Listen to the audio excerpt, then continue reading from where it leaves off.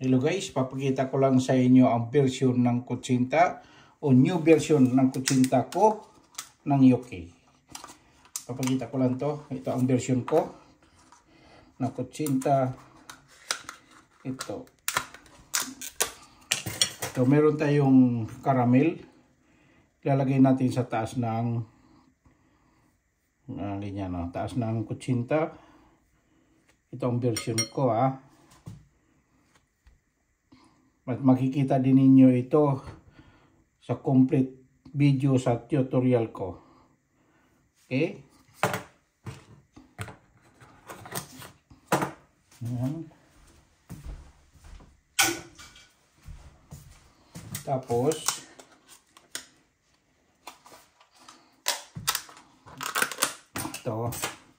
ito po ang coconut natin na naka-brown na, binabrown na, luto na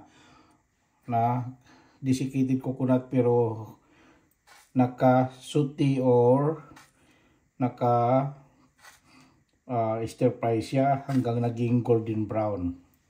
Ayan.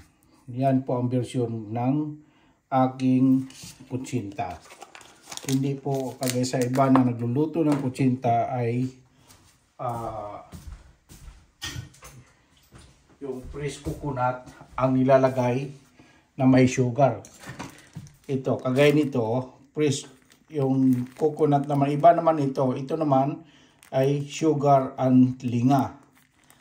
At ito ginagamit din doon sa kutsinta na isang version ko naman. Na nilalagyan ko ng